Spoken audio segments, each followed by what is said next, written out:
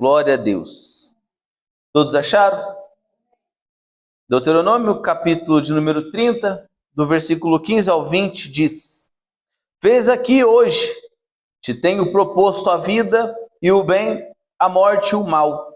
Porquanto te ordeno hoje que ames o Senhor, teu Deus, que andes nos seus caminhos e que guardes os seus mandamentos e os seus estatutos e os seus juízos, para que vivas e te multipliques. E o Senhor teu Deus te abençoe na terra a qual passas a possuir.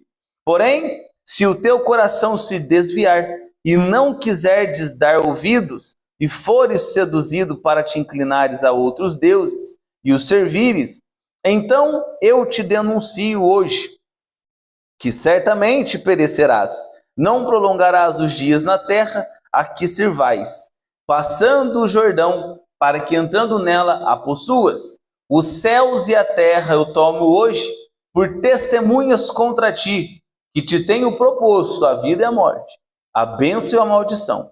Escolhe, pois, a vida para que vivas, tu e a tua semente, amando ao Senhor teu Deus, dando ouvidos à sua voz, e te chegando a Ele, pois Ele é a tua vida e a longura dos teus dias, para que fiques na terra que o Senhor jurou a teus pais, a Abraão, a Isaque e a Jacó, que lhes havia de dar. Amém? Senhor Deus Santo, nós te agradecemos pela sua palavra.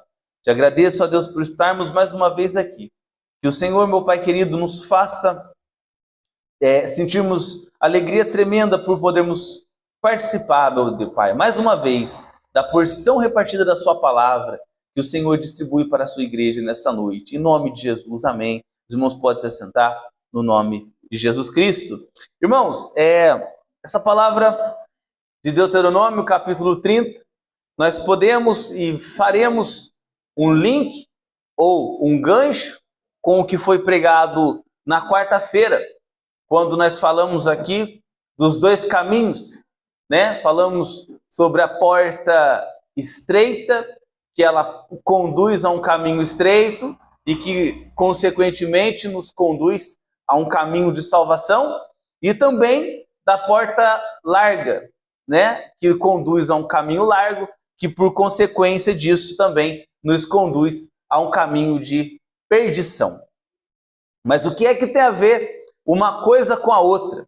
Na quarta-feira, quando pregamos sobre isso, nós falamos bastante e demos ênfase entre a porta e o caminho.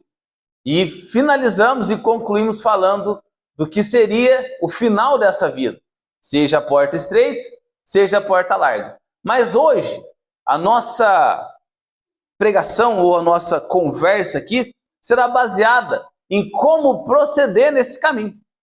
Porque uma coisa é eu falar assim, olha, irmão, você tem que entrar e se manter ali dentro, por intermédio do Espírito Santo que nos conduz, né? A Bíblia nos diz que existe uma voz que anda por detrás de nós. Isso não é o demônio, isso não são vozes da sua cabeça, que eu acredito que você ainda tem seus neurônios redondinhos, mas você que tem o Espírito Santo, ele te conduz pelo caminho da porta estreita. Amém?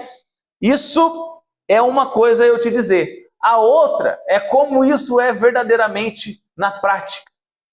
Como isso realmente deve ser conduzido e como uma coisa tão simples de ser entendida, às vezes pode se tornar um grande problema a ser resolvido. Se você pegar o livro de Deuteronômio que nós lemos aqui, né? Deuteronômio significa a repetição das leis. O Moisés, o legislador, ele chega diante do povo mais uma vez, e não somente com o ato de informar, ele quer que aquele povo tome decisões. Ele não somente quer mais uma vez passar um recado de Deus para o povo, ou ele não quer somente informar o povo do que deve ou não deve ser feito. Aqui ele está praticamente como um homem e dando aqui a eles uma sentença que, se for bem conduzida e observada, pode gerar a eles bons frutos. Aí você me diz, mas Rodrigo, eu estou entendendo, eu quero entender e eu preciso que você seja mais claro. Vamos lá. Quando falamos sobre porta estreita e porta larga. Você imagina as palavras de Jesus, como está escrito em Mateus, mas agora nós vemos que esse texto, ou não somente o texto, mas esse tema, ele é recorrente em toda a palavra de Deus. Em todos os momentos você tem um mandamento, uma ordenança e uma consequência. Você tem um mandamento e uma consequência. O Senhor, ele ensina e espera de nós uma resposta. Ele dá o caminho e espera que nós venhamos a dar o primeiro passo. O homem sozinho não consegue fazer isso.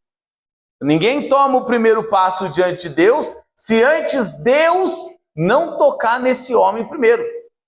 O homem não consegue tomar um caminho por livre e espontânea vontade se Deus não avivar esse homem. Você observa as palavras de João, como ele diz que nós só amamos a Deus porque primeiro ele nos amou. Então esse primeiro passo, esse primeiro toque, quem dá é o Senhor. E o que ele espera de nós agora? Decisões. E eu não sei você, eu tento e penso muito em decisões que tomo, que tenho que tomar. Não é uma, não são duas, são várias, todos os dias, em todo o tempo. Seja desde coisas simples, como de onde que eu vou comprar o pão, né? Que às vezes troca o padeiro, o pão fica ruim, você tem que trocar a padaria, porque o padeiro que fazia o pão bom não está mais. E o pão começa, ao invés de ficar um pão macio, fica um pão cascudo. Se você gosta, né? Eu já não sou muito fã. Ou seja por procurar preço no melhor mercado. Você vai, hoje a nossa era é um pouco mais diferente, né? Nós temos aí os aplicativos, você tem Mercado Livre, você tem Shein, você tem Shopee, e ali você vai fazer o quê? Tomar decisões. A primeira, se compra ou não. A segunda, o que comprar. E de qual vendedor comprar, não é assim? Estou tentando ser o mais prático possível, mas acho que é impossível isso aqui. Você vai olhar, você vai ver a pesquisa, você vai ver as avaliações, você vai observar o produto, você vai ver se não é um golpe, se não, e vai no final decidir se vai comprar ou não. E se for comprar, se vai ser à vista, parcelado no Pix, em quantas vezes. Isso passa por quê? Por um crivo de decisões até você chegar na decisão final. Isso não é somente uma coisa recorrente no âmbito material. Você pode observar, por exemplo, que a nossa geração, infelizmente, ela é recorrente de terceiros. Ninguém mais procura tomar decisões ou assumir os riscos da decisão por si. Uma vez eu ouvi um testemunho de um pai falando para o seu filho, tentando ensinar a tomar decisões. E ele falou, olha, vai lá e resolve. E o menino, eu não me lembro o assunto, falou assim, pai, eu não sei o que eu escolho. Aí falou assim, com base em tudo que o pai já te ensinou, o que você viu do pai, vai lá e resolve isso. Tenta fazer da melhor maneira, depois a gente vê. Era um assunto que não ia ser o prejuízo, se caso houvesse, não seria tão grande. Então o pai falou, vai lá e vê o que você faz. E o menino disse, pai, eu não sei fazer isso. Aí ele falou assim, eu peço que o Senhor tome a decisão por mim. Porque o Senhor já sabe, o Senhor já tem entendimento da vida. O Senhor já conhece os caminhos das pedras. O Senhor sabe o que pode dar ruim ou o que pode nos levar a ter um bom lucro. Então eu peço que o Senhor me ajude a fazer isso. E o menino falou assim, o que é que você... Aí o pai respondeu ao menino, o que é que você quer? O menino responde, faz a tréplica para o pai. Pai, o que o Senhor quer que eu queira? Você já pensou isso? O que o Senhor quer que eu queira?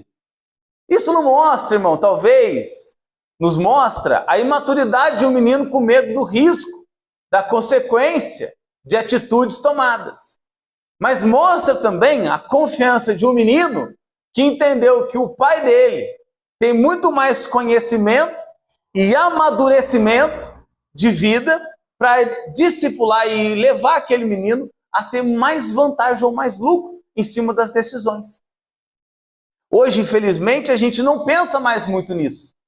As oportunidades vão acontecendo e a gente vai, com o perdão da palavra, para onde aponta o nosso nariz sem medir as consequências. Ah, é aqui mesmo e vamos e tá tudo certo. E vamos por aqui e quando vê, a armadilha já está posta. A atitude já foi tomada. A decisão já foi feita. E o que nos resta? As consequências. O livro que lemos de Deuteronômio também faz ligação com o livro de Josué, capítulo 24, verso 15, aonde Josué, assim como o exemplo de Moisés, chega diante do povo e diz: mas se vos parece mal servir ao Senhor, escolhei, decidam, observem os caminhos hoje a quem sirvais, se aos deuses a quem serviram os vossos pais além do Eufrates, ou aos deuses dos amorreus, em cuja terra habitais. Aí ele vai e conclui qual é a decisão dele. Porém, eu e a minha casa serviremos ao Senhor. Não sabemos ao certo qual foi o argumento, ou qual foi o que levou Josué a tomar essa decisão, mas como ele era muito ligado a Moisés, né? E acredito que observou os feitos de Deus, ele falou: eu que não sou bobo nem nada, né? Eu que não estou de bobeira nessa terra, eu já vi como Deus tratou com os povos inimigos, ou os povos ímpios, pagãos, ao qual existiu antes de mim, eu é que não vou dar cara a tapa com esse Deus. Eu é que não vou querer ir contra os mandamentos e a lei desse Deus, muito pelo contrário, não quero Deus como meu inimigo, quero Deus como meu aliado. E eu queria que você observasse isso. Jeremias, o profeta, também diz no capítulo 21, verso 8: e a este povo dirás, assim diz o Senhor, eis que eu ponho diante de vós o caminho da vida e o caminho da morte. Segundo Crônicas 7,14, versículo mais amado pelos irmãos do círculo de oração: e se o meu povo, que se chama pelo meu nome, se humilhar, orar, buscar a minha face, e se converter dos seus maus caminhos, então eu virei dos céus, perdoarei os seus pecados e sararei a sua terra. Você vê mais uma vez que você observa, não Deus chamando para si a responsabilidade do avivamento, não Deus chamando para si a responsabilidade da decisão, mas Deus alertando o homem que ele dá o caminho, mas quem dá os passos somos nós. Se você passou, e aqui nós falamos pouco disso, que eu não quero te enganar, eu não quero te engambelar com isso, eu não quero que você se apegue a datas, mas se você observar como é a vida, quando vai chegando ali próximo de outubro, novembro, dezembro, começa uma ritualística que nos dá a entender que quando virar do dia 31, do dia 1º, vai abrir um portal na nossa vida. O que era ruim vai ficar em 2020, alguma coisa que passou, e para 2000 e o futuro, será só bênção. Não é assim? O ano tal vai ser uma bênção. O ano de 2027 que virá, você vai ver, será o melhor ano da sua vida. Você vai prosperar como nunca. Você vai ter uma saúde como nunca teve. Você vai ter uma família além das expectativas. Como se isso acontecesse, irmão, de um passo de mágica. Como se o Eric da Caverna do Dragão, se você lembra dele, você vai entregar a sua idade assim como eu, ele vai tirar do seu capuzinho ali aquele negócio e vai arrancar para você num passe de mágica algo resplandecente, sem nenhum trabalho. Sem que você desse um mísero passo. Mas isso para nós sabemos que não é a verdade. Sabemos sim que Deus dos altos céus derrama sobre nós toda boa dádiva, todo dom perfeito, vem do Pai das luzes até que chegue até nós. Que Deus nos abençoou nos altos céus, que Deus é conosco. Existia no tempo antigo um grupo chamado de deísmo. E eu peço que você redobre a sua atenção. Esse grupo, ele entendia de que forma? De que Deus criou esse mundo. Ele deu corda nesse mundo. E agora ele deixou esse mundo à sua própria sorte. E ele assiste de longe esse mundo sofrer. Ele assiste de longe esse mundo passar por violência, por doença, por praga, por terremoto, por fome. Mas nós sabemos que não é assim. Sabemos que o Deus que é eterno se fez matéria, assumindo a forma humana e caminhou entre nós. Sentou com pecadores sem se contaminar com eles. Trouxe provisão aonde não havia. Aonde havia morte, ele decretou a vida. Aonde havia perdição, ele decretou a salvação. Aonde havia ruína, ele construiu a sua igreja neste mundo. E aqui estamos nós. Nós não acreditamos nessa filosofia de deísmo. Sabemos que Deus relaciona conosco, que Deus está no meio de nós. Ele age em nós e ele age através de nós. E você entende então que o problema, assim como eu falei na quarta-feira, não é a falta de conhecimento de dois caminhos, não é a falta da consequência entre os dois caminhos, não é por isso que você não toma a sua decisão. Alguns no nosso meio hoje podem de forma contemporânea dizer aquela célebre frase que muitos dizem, né? Só se vive uma vez. Só se vive uma vez nessa terra e por isso eu não vou desperdiçar a minha vida perdendo tempo com essas coisas de igreja. Talvez lá nos últimos dias da minha vida eu tome uma decisão e eu vou entrar no céu assim também. Mas o nosso alerta que fica é, será que teremos tempo? Será que teremos chance? O que o mundo mais quer hoje, irmão, é que nós fiquemos em cima do muro. O que o Satanás mais quer hoje é que você fique nesse lugar aonde não tome uma decisão. Mas aí eu te digo uma coisa, não tomar decisão já é tomar uma decisão. Não tomar uma decisão é tomar a decisão de não decidir. Você conseguiu entender? Eu não tomar uma decisão por Cristo, eu já optei por decidir de continuar aonde eu estou.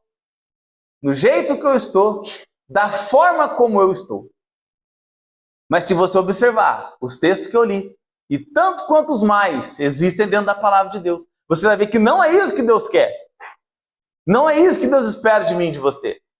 O que Ele espera é que nós venhamos, com o perdão da palavra, arregaçar a manga das nossas camisas e colocar a mão no arado e começar um trabalho e começar uma boa obra e empreender e buscar e edificar algo para a causa do reino.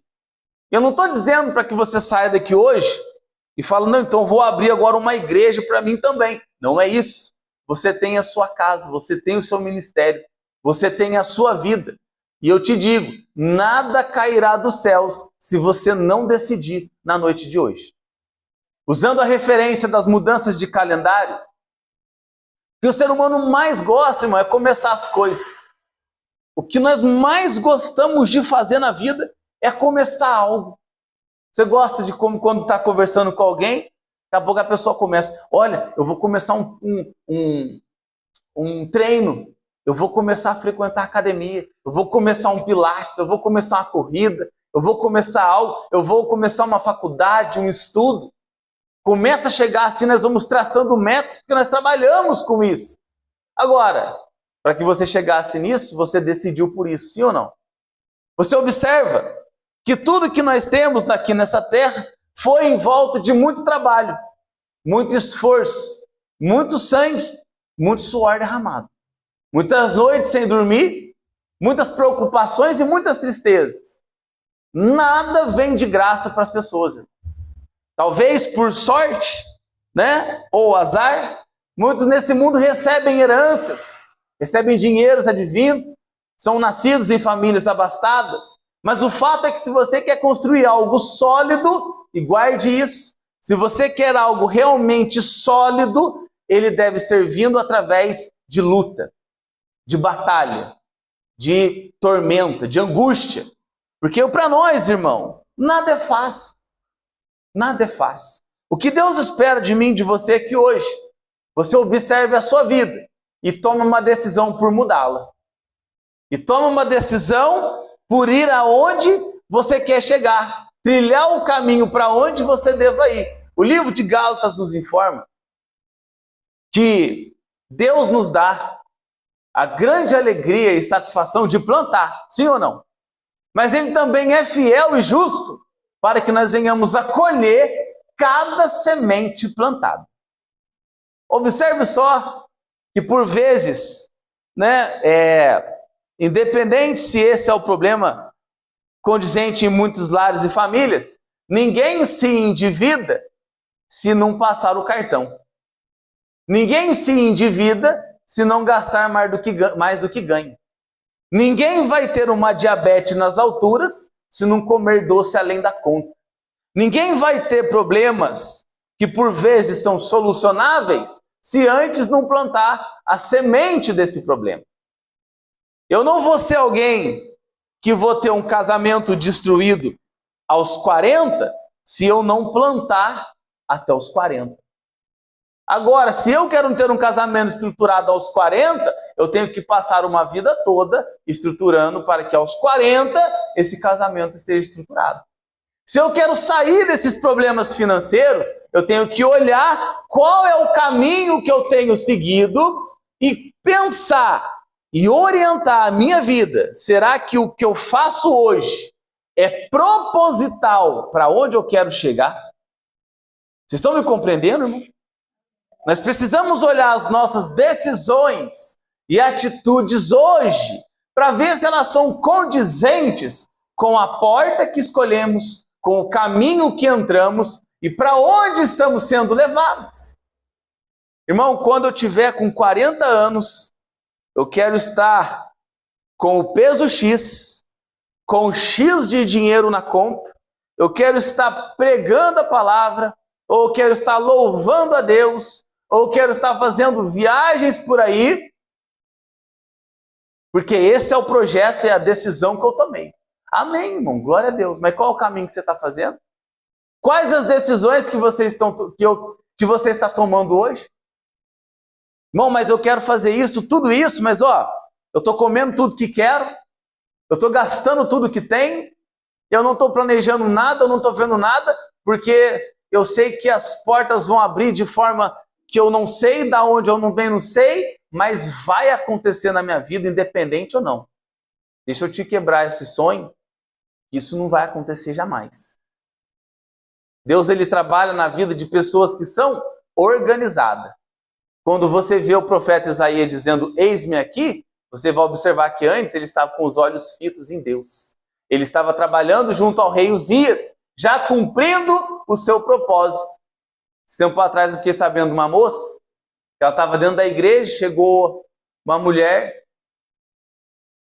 salvo engano, mulher de Deus, e disse para ela assim, você vai ser médica. E ela se apegou àquela palavra. Aí os irmãos que são mais próximos, que ouviu, falou, olha, e aí você vai estudar, você pretende estudar, como é que vai ser? Ela falou, não, eu tenho a promessa de Deus, irmão. Não é assim? Foi isso mesmo, né? Eu tenho a promessa de Deus na minha vida, eu vou ser médico. Aí eu pergunto para você, a promessa pode ser de Deus, mas quem tem que sentar o glúteo na cadeira para estudar? É Deus? Não, é você. É você que tem que ir lá, é você que tem que sentar, é você que tem que analisar. Puxa vida, quero diminuir o peso, puxa vida, quero aumentar o peso, puxa vida, eu preciso de mais dinheiro, o que eu vou fazer? Senhor, me ajuda. Agora parece que a gente chega num ponto onde a gente fala assim, eu sei que o Senhor me deu autoridade e governo para isso, mas eu não quero mais nada. É tudo do Senhor, ficarei aqui de braços cruzados esperando ver o que o Senhor vai fazer. Você vai perder tempo. Você vai ficar à toa, você vai viver uma vida amargurada, por quê? Deus não trabalha em pessoas que não se programam.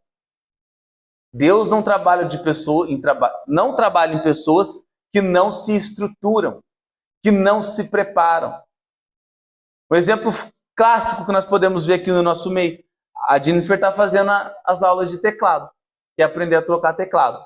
Se não for um dom vindo dos altos céus, nós podemos saber que tudo vai vir por meio de esforço. Alguns falam assim, irmão, mas onde é que é a graça de Deus? O pregador diz, a graça de Deus, ela é a ausência de mérito, não de esforço. Tocamos, cantamos, pregamos, dirigimos nossas casas, nossas famílias, tocamos a nossa vida, tudo por meio da graça, mas não por falta de mérito.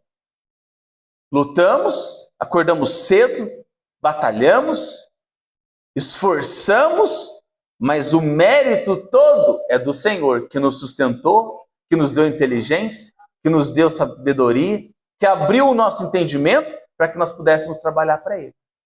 Mas hoje não é assim, irmão. Hoje as pessoas vivem, a gente só vive uma vez, a gente só tem uma vida. Vamos aproveitar de todas as formas. Vamos fazer tudo que nós nunca pudemos fazer. Se hoje nós estamos vivos, quem é que sabe o dia de amanhã? Isso não deve ser para você um incentivo para viver da maneira que quer. Isso deve ser para você um incentivo para pensar, eu não sou eterno. Esse corpo não é eterno. Ou melhor, deixa eu melhorar isso aqui. O meu corpo físico e essa vida que eu vivo hoje, aqui não é eterna, mas a minha alma é. A vida que vivemos aqui hoje, ela é compreendida no espaço de tempo, mas a vida que o Senhor nos propõe, ela é eterna, tanto para a salvação, quanto também para a perdição. E aqui, mais uma vez, a lei de Moisés e esses outros textos que eu te dei, você escuta a voz de Deus falando aqui. E é o chamamento e a decisão, uma das mais importantes que devemos tomar. Que caminho seguir? Para onde vamos? Para que lado iremos? Será que tomaremos a posse dessa frase dita pelo mundo?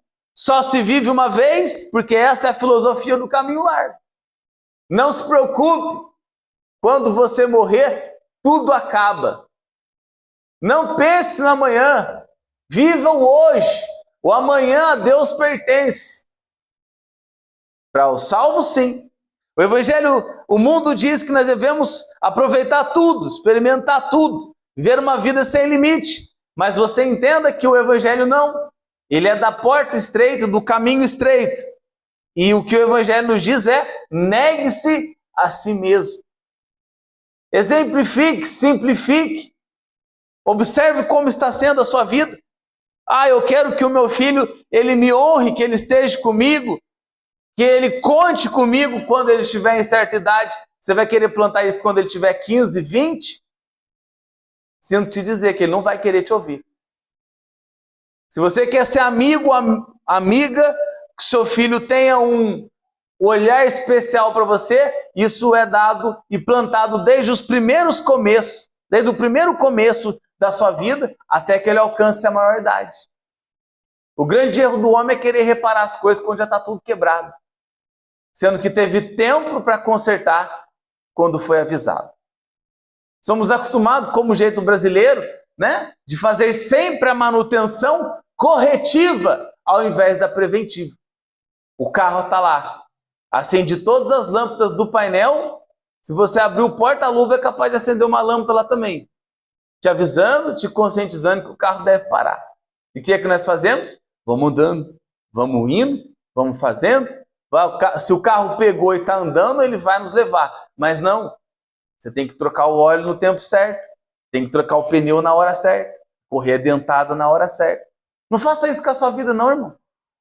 Hoje que você está aqui ouvindo essa palavra, tenha em mente isso. Nós não vivemos somente uma vez.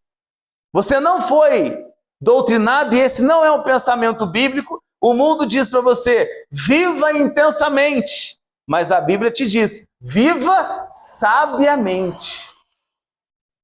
Observe, arrazoe a sua vida hoje. As sementes que você tem na mão, elas te aproximam mais do seu propósito que você tem de vida, de um caminho estreito ou de uma caminhada no caminho largo. Nós podemos olhar e ver também, como foi dito no começo do culto, a fé que você professa, ela é dirigida pelas sementes e decisões tomadas diariamente. Às vezes as pessoas vêm para o culto e no final fazem as reuniões, chamam as pessoas à frente, aí vem aquele monte de gente e tomam a opção por Deus, porque o Senhor por si, acredito eu, né, não quero acreditar de outra forma, tomou aquela pessoa e a trouxe. Mas infelizmente muitos param na porta. Muitos param no primeiro passo. E agora? É o Espírito Santo que vai andar no caminho sozinho, sem ele? É o Deus eterno que trilhará o caminho sozinho, sem ele? Não! A partir daquele momento, aquele homem agora, ele precisa tomar decisões que o conduzirão para uma obra espiritual ou para uma obra carnal. Você tem que tomar essas decisões todos os dias. Se você vai mentir para se dar bem, se você vai enganar para levar vantagem, se você vai querer dar crédito à preguiça e ficar sem o seu tempo de oração, se você vai querer tomar mais tempo para as coisas que são de belo prazer carnal, a troca das que são espirituais. Quem quer que tome essas decisões? Quem é que tem que dar o passo para esse caminho? Você. Ninguém tomará por você. Ninguém fará isso por você.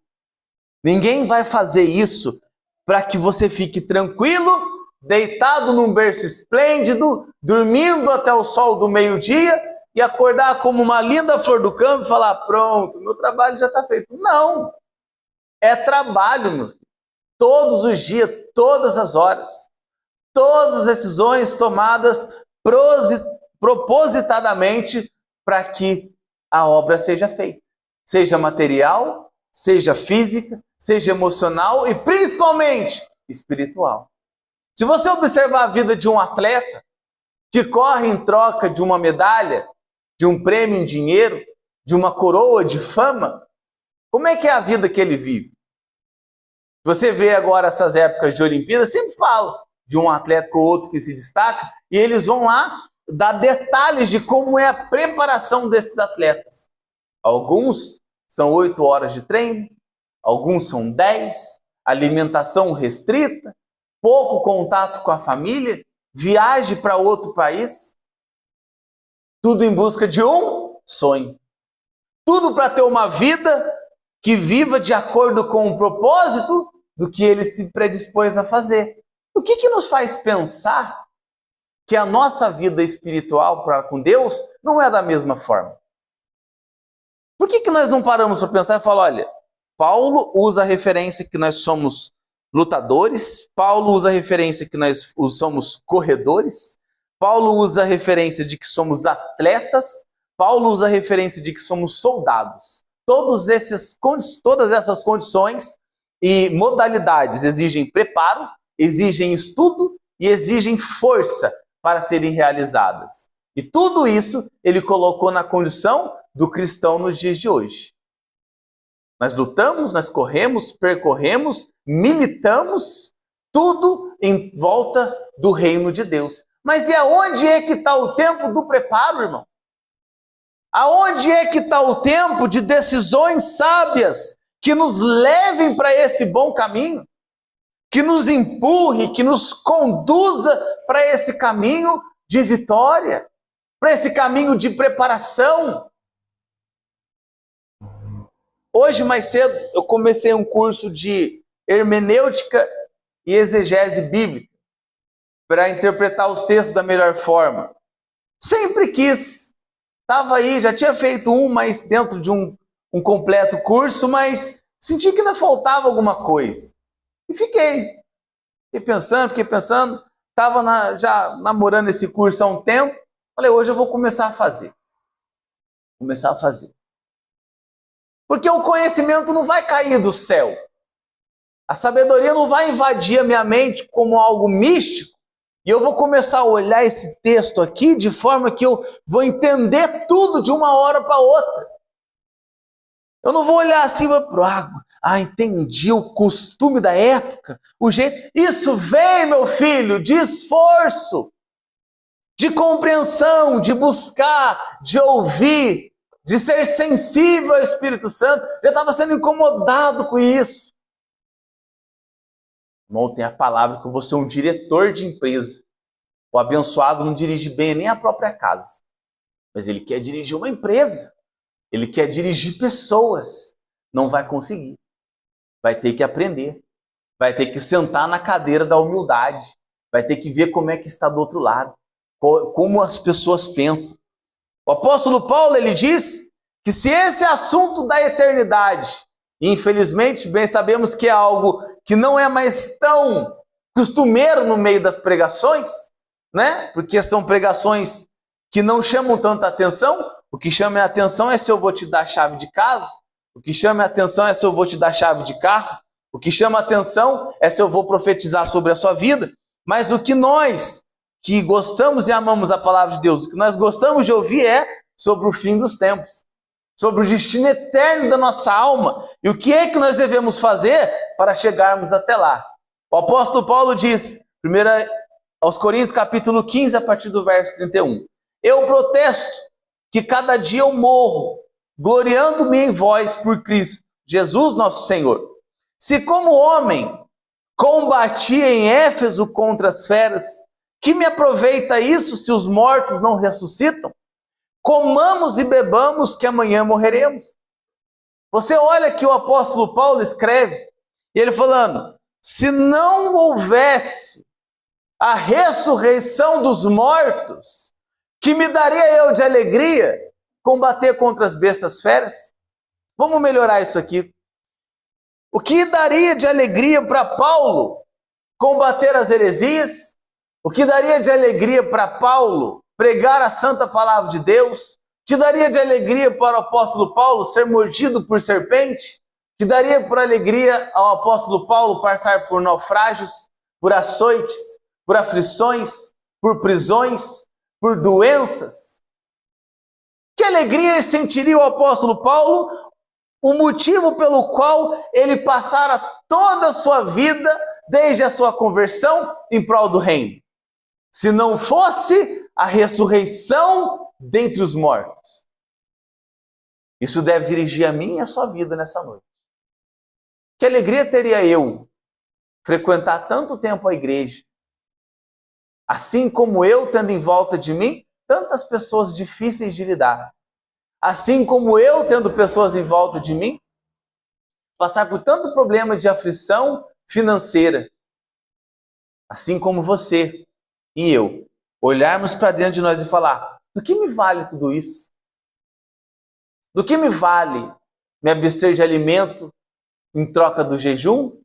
O que me vale abster do sono em troca da oração? O que me vale me abster de dar uma bela resposta para minha esposa, para o bom convívio dentro do lar? O que vale para mim o que vale para mim dar o sustento ao meu marido no prato, tirando a ele para que ele sente e coma tranquilamente, às vezes deixando eu mesmo de comer, para que ele continue sendo abastecido? Do que valia a uma mãe acordar às madrugadas, levar o remédio, limpar a casa, cuidar do menino, cuidar da sua própria vida, se não glorificar a Deus e o seu santo nome? O que fazemos hoje aqui não é somente um ato que ficará aqui. O que eu e você fazemos hoje são atos que se refletem na eternidade. O que eu e você fazemos hoje aqui, plantamos hoje aqui, ela reflete a porta que entramos, o caminho que seguimos, e o que nós fazemos nesse caminho nos diz se nós vamos continuar nele ou não. Muitos param na porta do caminho estreito, mas o passo é dado para o caminho largo. Muitos vêm e escutam a palavra do caminho estreito, mas o passo que ele dá é para o caminho largo. Ninguém pode servir a dois senhores. No caminho estreito, o exclusivismo é de Deus. No caminho estreito, as decisões são para Deus.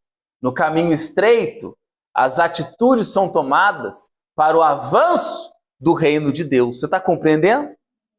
Então tudo que nós fazemos nessa vida, ela deve ser conduzida e plantada para frutos que sejam dados para o último dia, porque se não fosse por isso, de nada valeria a nossa fé. Aliás, o apóstolo Paulo diz que se nós pensamos, ó Deus, em Deus somente para essa terra, nós somos mais miseráveis dentre os homens. Mas como é que isso pode se perder pelo caminho? O verso 23 explica: não vos enganeis, as más conversações corrompem os bons costumes.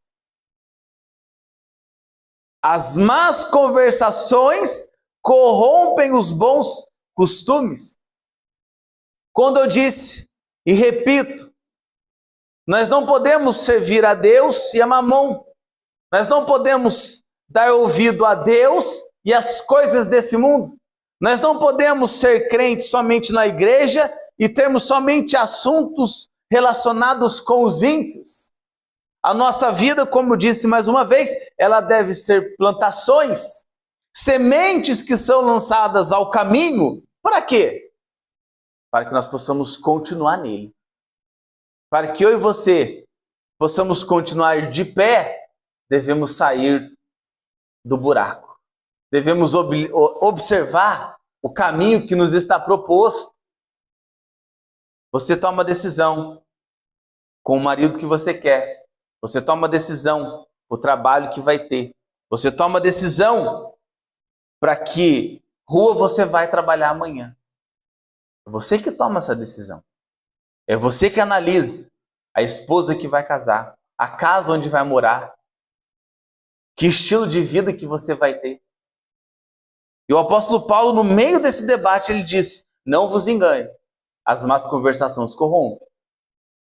Se você começar a andar com gente que só pensa em dinheiro, logo esse seu caminho estreito, ele perde o brilho. E você começa a pensar, na porta larga eu teria mais. Se você anda com gente que gosta de uma mentirinha, é questão de tempo, você vai falar assim: nesse caminho estreito que eu estou, isso não vai dar certo. Mas nesse caminho largo, aqui dá. Se você começa a andar com gente que é focada somente em coisas desse mundo, você vai observar que nesse caminho estreito não é lugar. Aí você vai começar a olhar para o outro e falar: pois é, lá isso funciona. Então acho que eu vou começar a andar pelo lado de cá. E como eu disse, você para na porta do caminho, mas a decisão é tomada pelo caminho largo. Está compreendendo, irmão? Vocês estão muito quietos, estou ficando preocupado. Então todas as decisões devem ser tomadas. Para quê? Para que você continue dentro do caminho estreito. Ande com pessoas que te mantenham dentro do caminho estreito. Se envolva com pessoas que te mantenham dentro do caminho estreito. Não coloque na sua vida um jugo maior pelo qual você não consegue carregar. Não misture a sua fé com a dos ímpios. Não misture a sua santidade com a impiedade dos ímpios. Não coloque a sua pureza na insanidade dos ímpios. Se mantenha na porta estreita, caminhe no caminho estreito e plante sementes que gerem frutos condizentes com o caminho estreito. Nós estamos pretendendo sair daqui como igreja. Mas isso foi uma decisão que foi tomada lá atrás. Mas até agora não aconteceu. Mas se eu falar, então vamos parar com tudo? Não vamos buscar mais nada? Não vamos correr mais atrás de nada? Sabe quando é que vamos sair daqui? Nunca. Então, desde o dia que começamos o ministério até a concretização desse sonho, dia após dia, as decisões que são tomadas devem ser dirigidas para esse fim. Vocês estão compreendendo? Verso 34. Vigiai justamente e não pequeis, porque alguns ainda não têm o conhecimento de Deus, e digo para a vergonha vossa.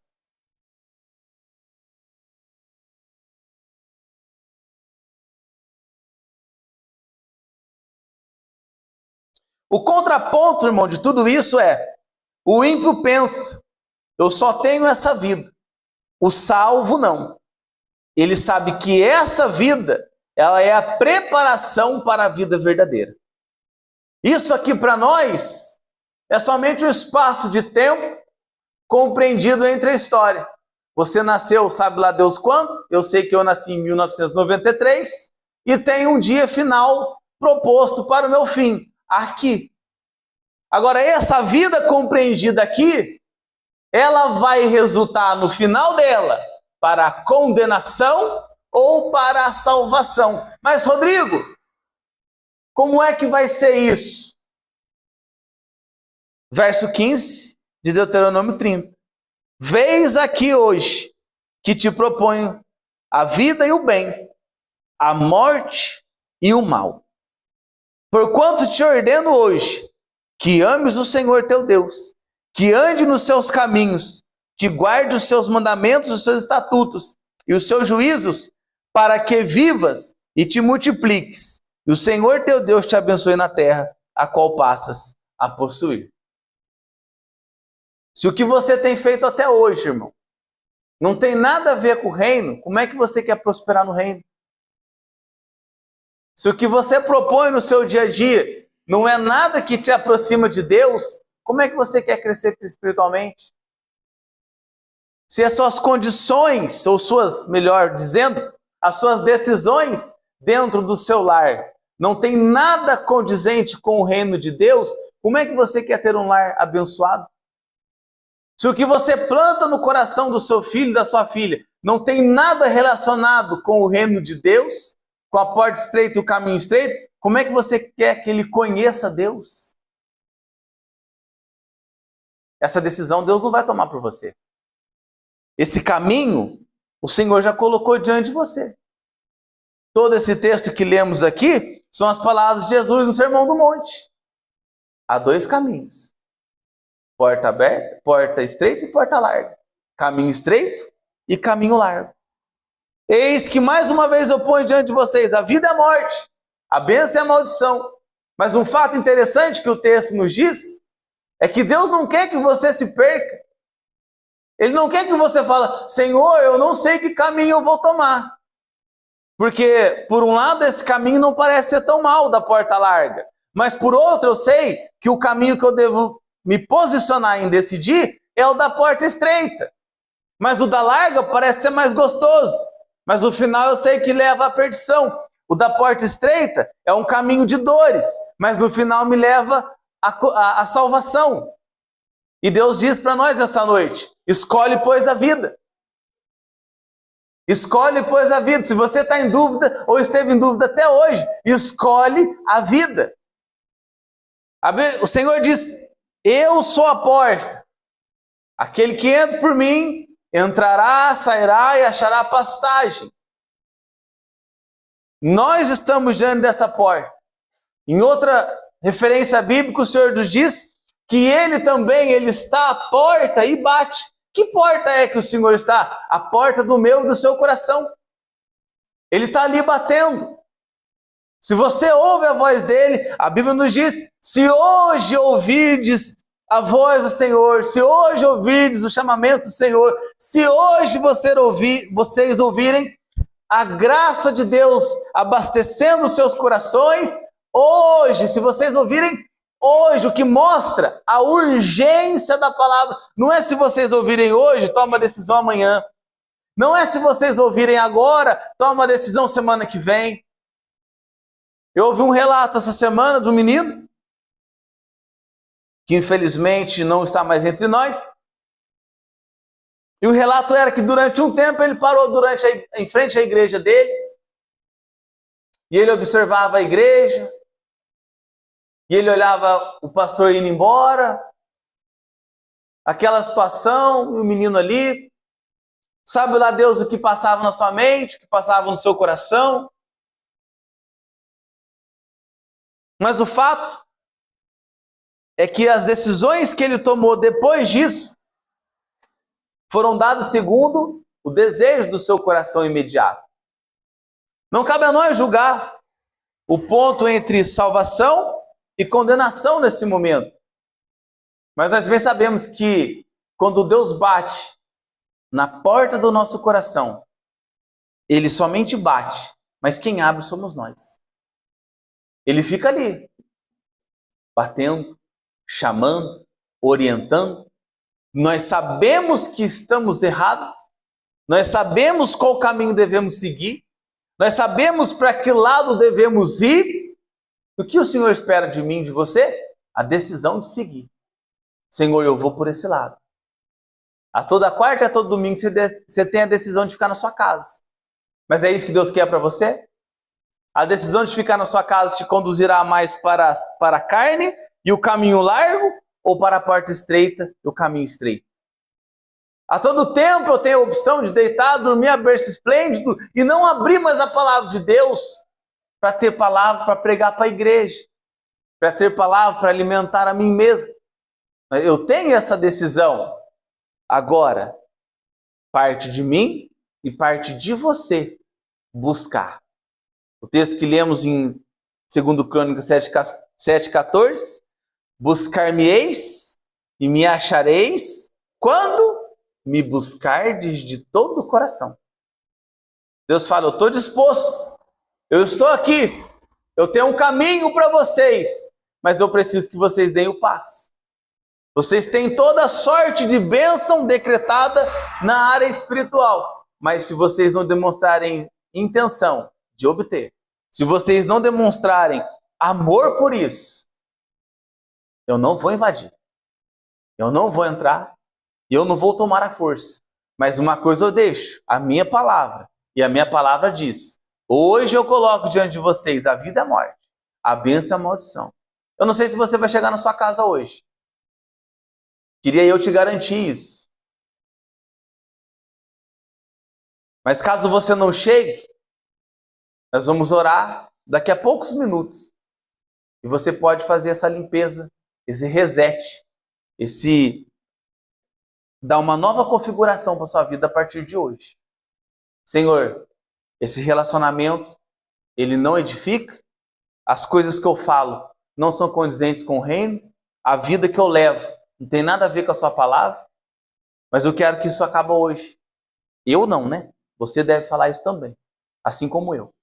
Eu quero que hoje eu realmente não fique somente à porta do caminho, mas que eu entre por ele, que eu trilhe ele e que eu chegue à salvação eterna. Em nome de Jesus, amém? Fique de pé, por gentileza. No nome de Jesus